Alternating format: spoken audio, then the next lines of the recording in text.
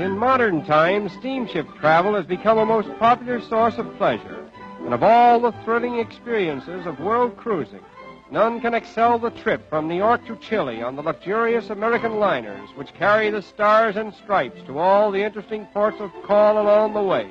And in addition to providing accommodations and diversified entertainment for their passengers, act as ambassadors of trade and goodwill between the continents of North and South America.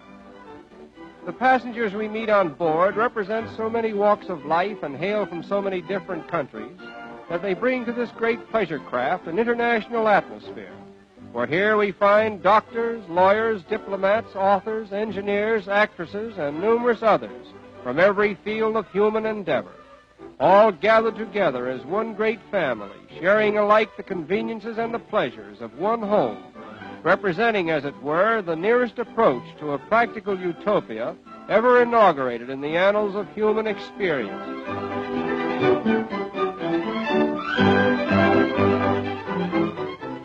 In all our world travels, nothing has brought us greater pleasure or more friends than life on board these luxury liners, and we feel highly indebted to the great steamship companies who have contributed so much to the comfort and pleasure of modern travel and the consequent enlightenment of mankind.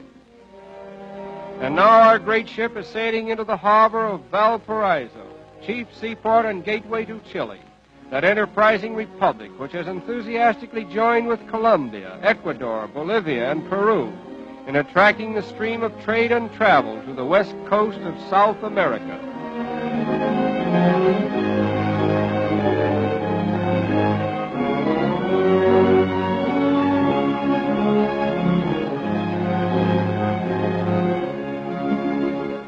The customary thing to do after arriving at Valparaiso is to drive out to Viña del Mar, a picturesque suburb with a colorful array of hotels and private residences, a golf course, a racetrack, bridle paths, and bathing beaches, all combining to make Viña del Mar one of South America's most popular pleasure resorts.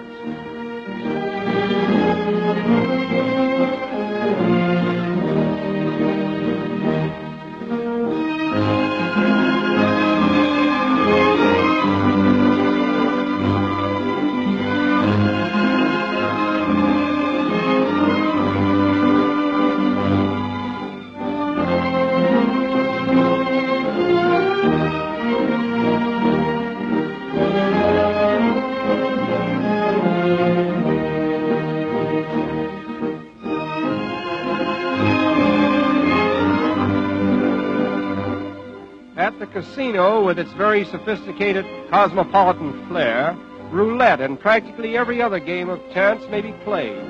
This imposing building also contains a library and a ballroom, as well as palatial dining rooms, and a theater which will seat 1,200 persons.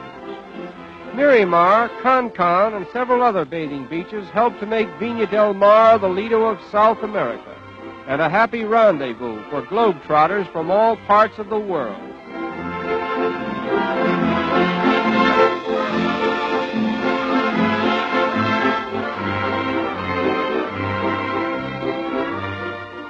A few hours' rail journey from Valparaiso is Santiago, the capital of Chile and the fourth largest city in South America. A modern metropolis with fine hotels and restaurants, up-to-date shops, bustling office buildings, and the best of modern theaters.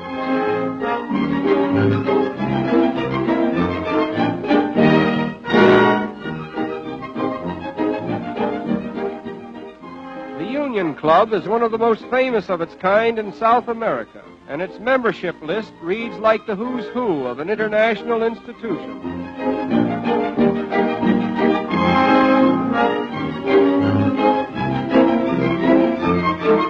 Santiago is noted for its beautiful parks and imposing monuments, one of the most famous of which may be seen at the Parque Forestal. The Alameda de las Delicias is the famous promenade of Santiago, where the younger set of the city enjoy the simple diversion of promenading in romantic settings that are reminiscent of old Spain.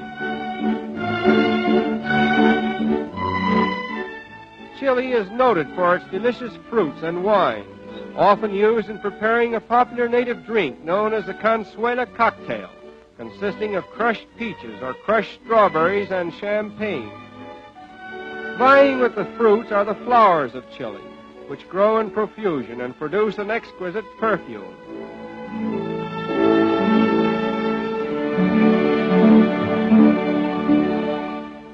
At Santa Nicolasa, we met a little caballero of 6 years, practically born in the saddle and considered to be one of the champion riders of Chile.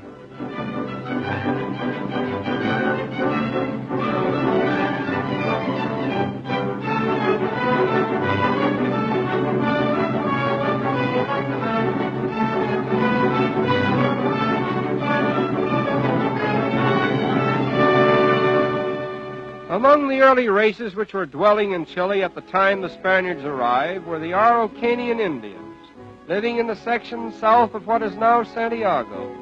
They were an aggressive, warlike people who successfully withstood the attacks of the invaders and held the distinction of being one of the few unconquerable races on the continent.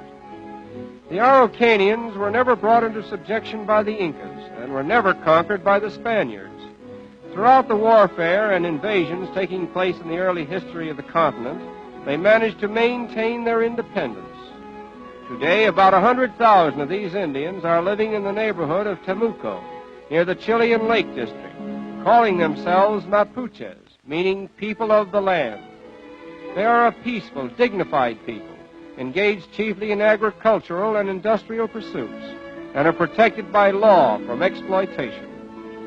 One of the most entrancing regions in all South America is the Chilean Lake District, which extends down the central valley of Chile from Temuco to the chain of southern lakes which stretch eastward into the Argentine.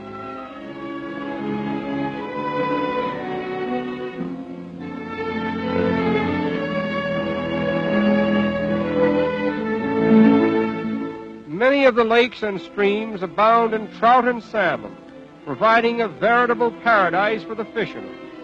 And the mountains offer the thrills of the Alps to the climber, many of them providing all year-round skiing over some of the most exciting runs on the globe.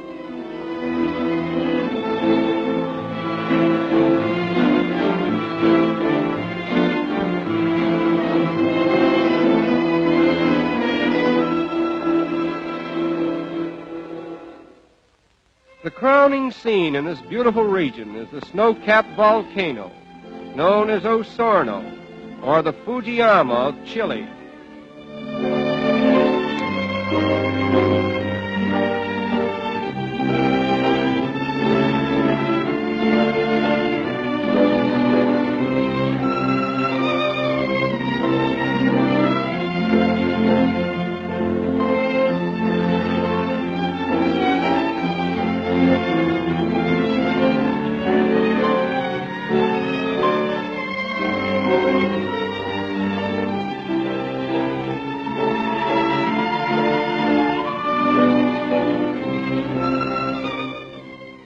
Until comparatively recent times, these beautiful lakes were the guarded domain of the Araucanian Indians.